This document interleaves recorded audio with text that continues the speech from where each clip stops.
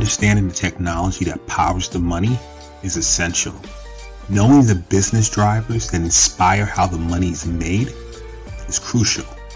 Bridging the gap between the mind of the technologist and the mind of the business is monumental. That is what TBF is all about. Let's start this never-ending conversation. It's time.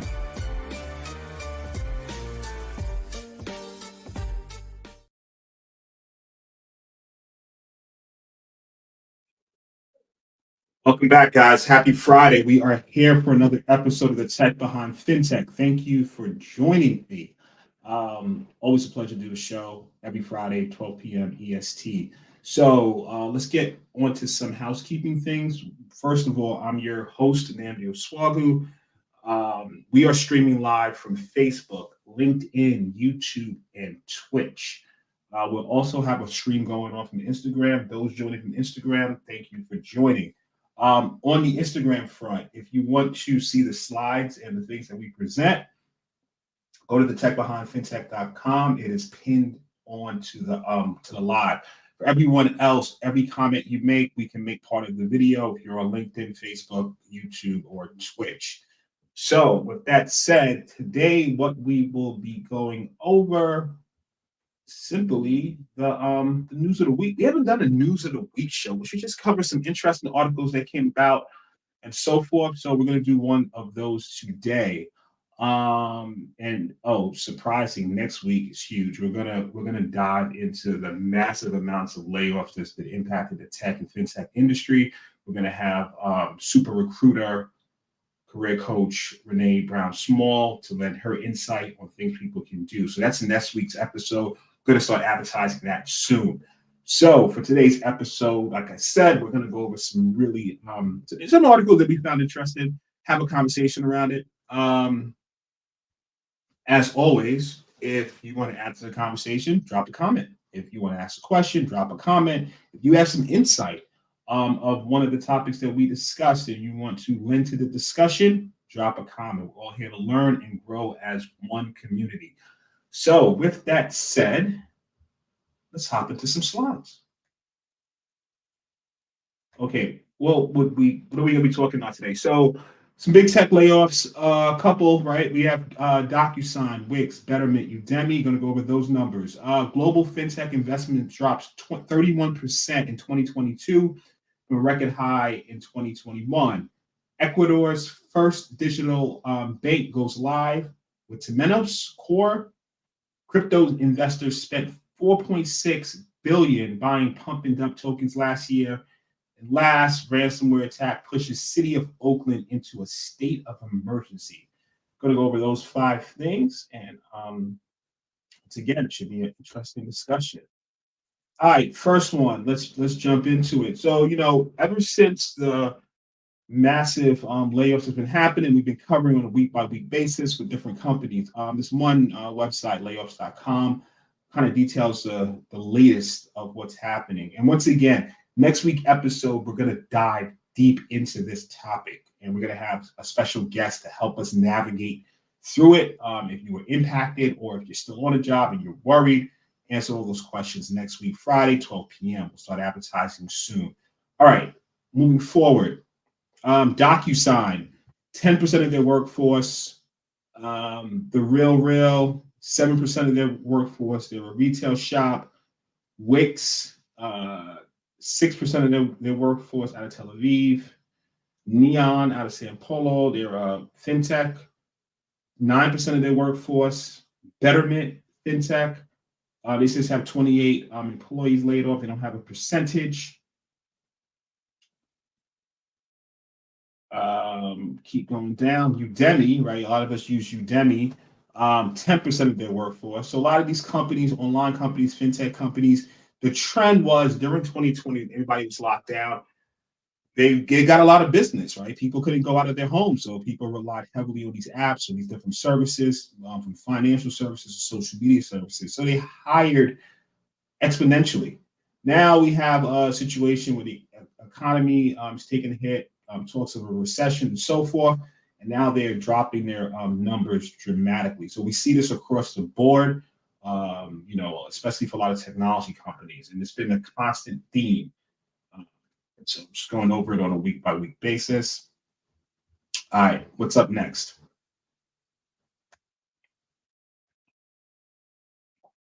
Global investment fintech drops 31% in 2022. So listen, 2021, if you just had an idea, it looks like money was falling from the sky from VCs. A lot of slowdown in 2022. Some places have picked up. So let's go into that, right? A couple of people joined from Instagram. And Riley, appreciate you guys. Thank you very much. All right, so what are we looking at here? So global fintech investment dropped by 50% in 2022 compared to it said 50%, I think in Q2 versus Q1, from 119 billion to 44 billion, reflecting a sharp drop in large deals. US saw a 40 billion drop in investment compared to 2021. Deal volume was incredibly robust in 2022. The report shows while C deals saw record investment. So lower investments from VC. C means they're just the initial funding to help with an MVP or launch the initial product, not like the major different rounds and stuff. Other favorable signs: record reg tech investment, and the Asia Pacific region seeing a peak in investment. So reg tech, so regulatory compliance companies, that help with complex compliance obligations and so forth. They saw an increase in investment, which makes sense.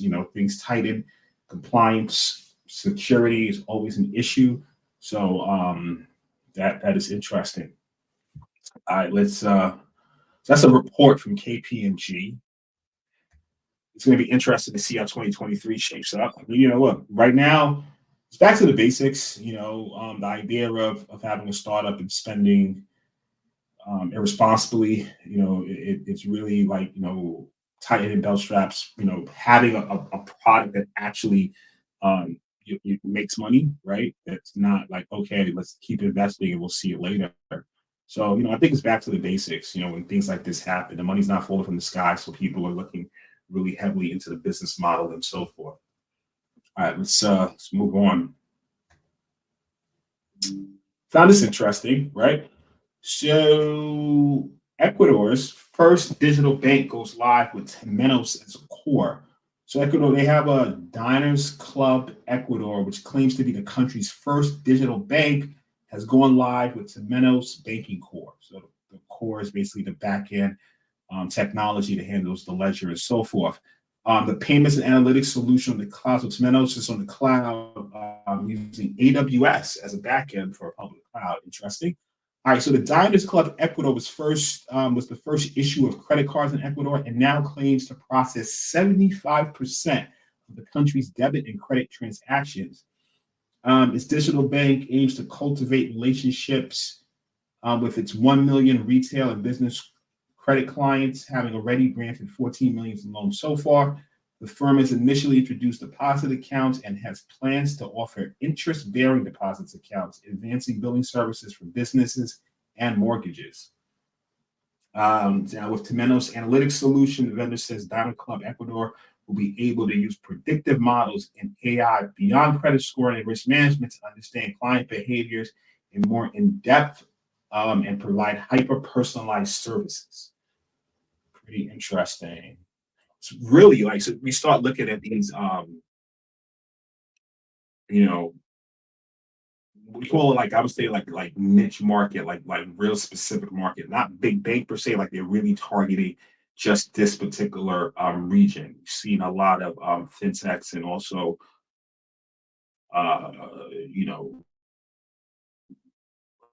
it'll pop, or a demographic and so forth. All right, that was weird. Had some little glitch in the matrix. Pardon if you saw some pause in my statements. Okay, let's get back to it. So I was interested with Temenos. Let's move forward. All right, so this pump and dump, right? So essentially, let's go over the title. We'll talk about what a pump and dump is. Onto this is now a crypto topic, trying to jump into it. So crypto investors spent 4.6 billion buying pump and dump tokens last year. So nearly 10,000 tokens launched on BNB, Binance, basically, and Ethereum last year are suspected to have created just to dump investors. So 10,000 tokens basically created just to dump on investors. So let's get into what a pump and dump. It involves basically creators orchestrating a campaign of misleading statements, hype, fear of missing out, FOMO, to persuade investors into purchasing tokens while secretly selling their stake in the scheme at inflated prices. So essentially, let's talk about what a pump and dump is. Thanks for joining, man, on Instagram. All right, so to come out with this new token, all right, it's the best thing since sliced bread. You're saying it's going to do all these miraculous things. It's not hard to create either. Like you go on these platforms and you can like Ethereum, like they said, BNP, create this token like for a bunch of your friends. Now you start going on Twitter, start saying it's gonna be huge. You may get an influencer, social media influencer, pay them some money in tokens or cash to also say great things about this token. All of a sudden, the price starts going up, right? It goes from 0.0000000001, right, to actually 10 cents, 50 cents, $1, maybe even more. 3, people get excited. People start buying it in record numbers. The people that created it wait for it to hit an apex, right? Its highest point, and then they sell it for that high point, make millions.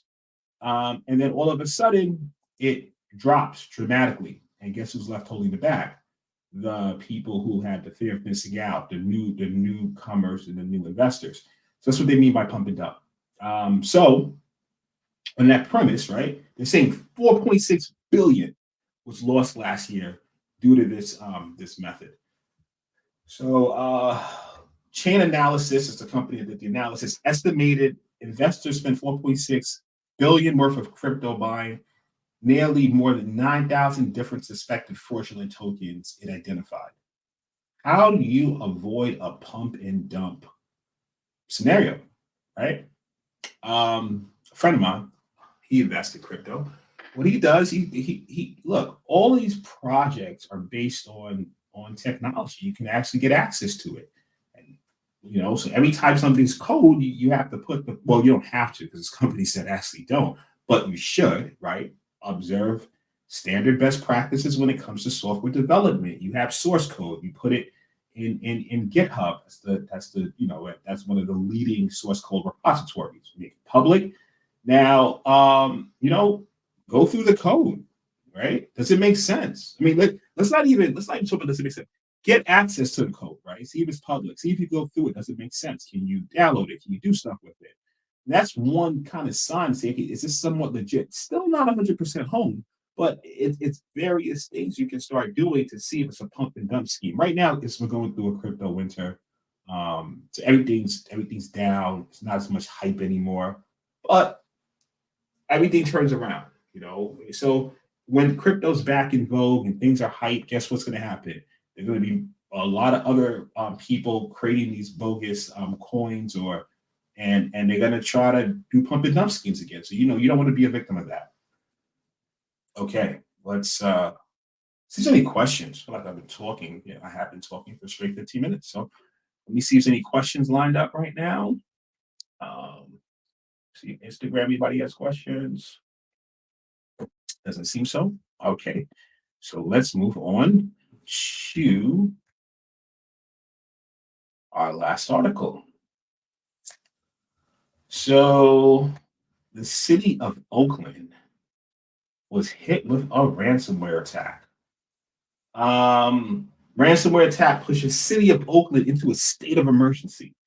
So the city of Oakland, California, issued a local state of emergency late Tuesday as a result of the ongoing impact following a ransomware attack that first hit the city IT systems on Wednesday, February 8th, last week. According to an update, the city continues to experience a network outage that has left several non-emergency systems, including phone lines within the city of Oakland, impacted or offline.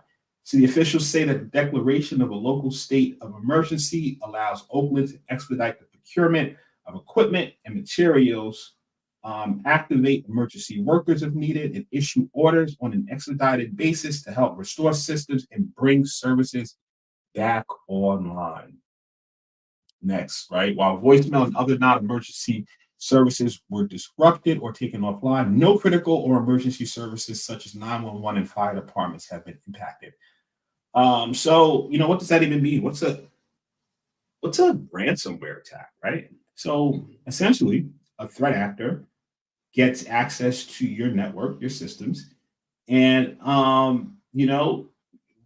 blocks you out of something. It could be blocking you out of getting data, take control of the data, could lock you out of systems, can bring things down, can also extract that data, threaten to make it public. It's a literal holding you for ransom in that respect. They could put a key lock on everything and say, you know what, you're not going to get access to it. You're locked out of your data, and we're going to bring some systems down, right? And why are they doing this? Because they'll say, listen, you pay us money, and we will release it to you, and now you would have access to it. So that's hence the concept of ransom. It's literally a ransom. They're locking you out of your systems and shutting you off from your data. And they're saying that if you don't give them money, you won't get access to it. They'll make it public or something like that. So what are your options? If you had disaster recovery scenarios in place, business continuity scenarios in place, what does that mean? Basically, you plan for this type of event and you have offline backups maybe, and you restore your systems. That's there's a concept called an advanced persistent threat. And what that means essentially is this threat actor, right? They were in the environment for so long without you even knowing. And they could have essentially corrupted your backups because they're in there long. You back things up on a scheduled basis. Your backups may not have some type of malicious code that they planted in, and so forth. So hence why cybersecurity is extremely important. Having intrusion detection and prevention software. Having tools that maybe might use some sort of artificial intelligence to detect anomalous behavior, monitoring how people are getting access to your network, the VPN, how secure is that? User training, right? Do your users know the difference between a regular email and some type of suspicious email that may have malware attached that's intentionally sent to fool them? Phishing emails are so cheap. I mean, think about it. It's like marketing, right? These guys look at all these devices, and we don't know for sure how the threat actor gained access to the city of Oakland's systems. I haven't seen that made public yet, but I'm just saying these are the different attack vectors one can leverage to invoke this type of havoc. And phishing emails are really cheap, right? These guys send out millions and millions and millions of emails. If 0.05% click it and download it, they use that to subsequently get access. They made their money. They don't. It's a cheap marketing ploy. Same concept, right? Of marketing, right? If I send out a million emails, right, and it's let's just say 10,000 emails, and let's say that if I can get a few clicks on that and get some leads from it and close a deal, my profits would have paid for that. It's cheap. It's easy. Harder is going and establishing a relationship with your prospect, going through it, But this is all I'm drifting. But the whole concept is, how is that prevented? User training. They have to doing phishing tests, right? So you actually conduct internal phishing tests in which you send your employees bogus emails, and see if they click on it. If they click on it, guess what? You've just been rewarded with training. They don't click on it and they say, oh, wow, so, okay, you're doing good. So with user training, insider threat is definitely still the top of the food chain in terms of different ways a threat actor can gain access to the system, whether it's intentional or just unintentional, just by not knowing, by not being trained. So that is the situation with the city of Oakland. Look, they're not the first city to be breached, right? Atlanta got breached. Atlanta said, you know what? We're not going to pay you your $51,000. Then they spent millions of dollars to recover their impacted systems. But the actor didn't get the 51K. I mean, it depends. Here's the deal, right? And then somebody said this, and it's the same. It's the concept of once you pay, then it becomes a lucrative business model. So now, theoretically, it increases the number of ransomware attacks. We don't pay, and they spent all their time and resources, and they could not get access. They demanded money. You said no. Although you're spending a lot more money on the back end to resolve the problem, it doesn't become a worthy business because they're not getting money. So it all depends where you find yourself. Some businesses, this could be catastrophic. So they pay, right? They don't want to risk the public embarrassment, which not only from a monetary standpoint, but if people find out, it may damage their reputation, which may impact clients, customers, and so forth. So it's a real hard situation to really be in. And that's why you have to figure out, how can we prevent it? What security controls do we have in place? That's the real question, right? What security controls do we have in place? Are we abiding by some sort of overall framework? After the framework, are we going deeper with security? How do we prioritize security? Do we have a security leader within our organization? My man, Jeff. Chef is like my guy. Thank you for joining, man. You always bring like cool questions and stuff like that help us go into some debate. Shouldn't cyber insurance help to cover those costs, at least when all other options are exhausted? In theory, it would, but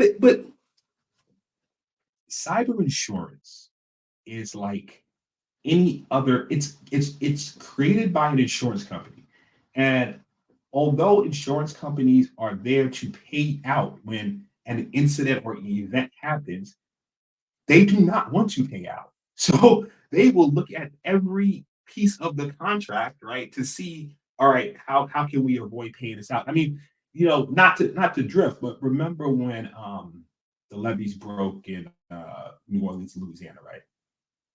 A lot of people with homes, it was a whole issue because they said, oh, even though you've been paying your insurance for years and years, in the fine print, floods are not covered.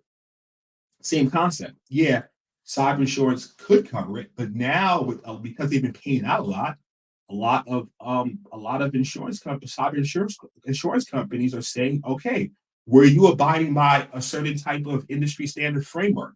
Were you doing this? Were you doing this? So they'll take your money, 100%.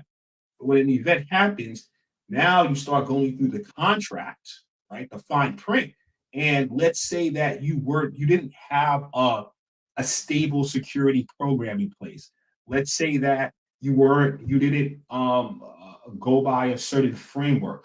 Let's say that you said you might have, or you signed off, but when they do the investigation, it looks that you were negligent. Getting payment for that maybe a little bit harder than you think. But you still have to have it in place because it's all risk mitigation, right? If you're paying these premiums on a monthly basis and you abide by their contract in terms of having controls in place around an industry standard framework, doing all these check boxes, and you have a pretty good program, chances are you dramatically reduce your chances of getting breached. Then for the cyber insurance company, by reducing your chances of getting breached, they could continue to get premiums in perpetuity and everyone's happy. But now let's say that You were totally negligent. You didn't have a proper program set up, but you wanted to get the insurance because you had to check the box. Now something happens. They go through the claim. They go through the. Oh, you didn't have this. Oh, you didn't do this. Oh, you know what? You breached that contract. I don't know if I can pay you. So, I mean, something to think about when you're getting insurance. You have to read the fine print of these stuff. And if you read the fine print, you have to have a security program in place, and you have to knock out the certain tasks. 'Cause a lot of these breaches happen. I mean, it's a lot of low hanging fruit, like phishing, like little like basic stuff, and these companies get breached. And I got to be careful threadiness how I state this next statement because I know I'm live, and sometimes you go live, you go off on a tangent.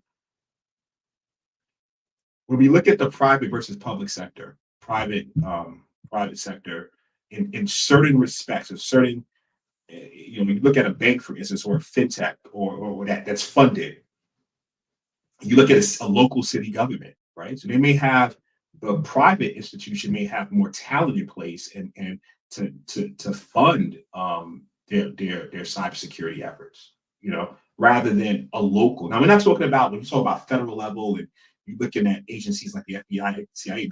We're just talking about local government, and the resources for cybersecurity may not be the same as you look at a private, right? So that might be also something. Like what Jeff, what are you saying? Yeah, I've seen them hit companies with that, saying that the amount requested was more than what's covered. That too. Um, I mean, the bottom line is this: you have to, you should have cybersecurity insurance in place, but you also should have a information security program in place, and you have to also continuously monitor, continuously look, what are we missing? Do your tabletop exercises. There's a plethora of things. When you look at frameworks like NIST CSF or CIS benchmarks, or depending on your industry, fintech is SOC 2, we look at. It's important to note, just because you put this industry standard control in place, that's not it. And then that's like a big misconception. You go out and doing the frame. Yeah. But that's just the first step, right? And not we can't secure 100% of everything, right? You have to look at it from I talk to organizations. It's more from a risk-based perspective, right? So in your vertical, what are you at risk to? So in this example, we're talking about the city of Oakland, right? They would look at their predecessors like Atlanta, like other things. They've been hit with ransomware.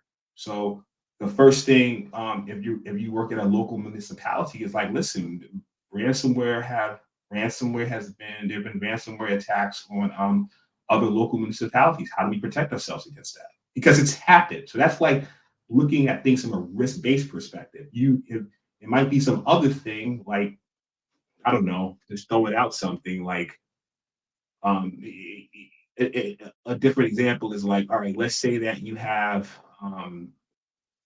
some type of I forget the term off the top of my head, but it's basically a room, an offline room when you have a computer system. You see this in nuclear plants, right? Why would a local municipality even care about that if they don't have that? So you just can't, you're not going to be securing brand of things. You should look at it. And that's how you're able to really craft your program and actually save some money in crafting your program, because you're saying, okay, what are the biggest risks to my vertical? Vertical meaning my other contemporaries, my business line. Like, how are people in my industry being attacked? Am I secure against that? So, there's different things. And then it's layers of security, I would say. But Jeff, I always appreciate this conversation, man. You kind of keep the party going. I love it. Any other questions? Guess not. From Instagram. So yeah, man. This was a interesting combo. As I talking about this stuff. Keeps me on point. So what else was I going to say? Yeah. So next week's episode, very very timely, right? We have Renee Brown Small. She's going to join us. Super recruiter. She runs the Breaking Into Cybersecurity podcast. But what I want to bring her on for is, every week we've been talking about thousands and thousands of layoffs about the technology industry and so forth. A lot of a lot of firms being hit, a lot of people unemployed, a lot of people that have jobs currently worried if they're next. I want her to give some insight on that. Right?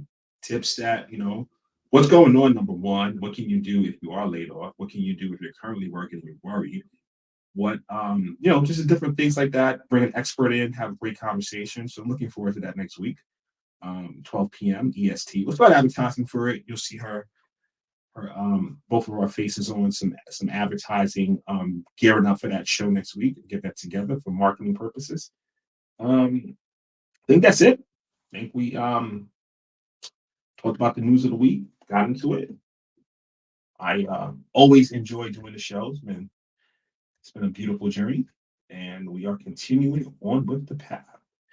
What I've been noticing is I stop, and then when I shut this thing off, someone asks a question. So I'm gonna pause for a second and shout out our sponsors for the show, Strategic Generation, offering cybersecurity services and pen testing and SOC 2 certifications. Continuous monitoring SOC 2 for fintechs and insurance firms as well. All right, while we wait for a second, see if there are last minute questions. Let me shout out my guys on Instagram who just joined. Gian, thanks for joining. Ben, appreciate you. I think that's it for this week.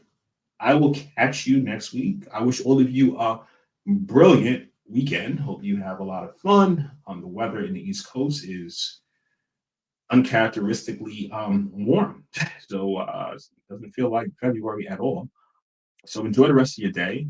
Thanks for tuning in. Remember, we're live every Friday, 12 p.m. to 12:30. Might go a little bit longer. We have the guests and the great combo, EST, and I will check you later. You can visit us at the Tech Behind FinTech. Thank you very much for your time. Cheers.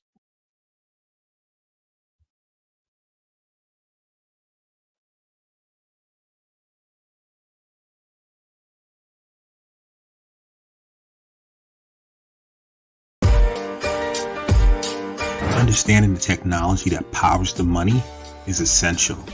Knowing the business drivers that inspire how the money is made is crucial. Bridging the gap between the mind of the technologist and the mind of the business is monumental. That is what TBF is all about. Let's start this never-ending conversation. It's time.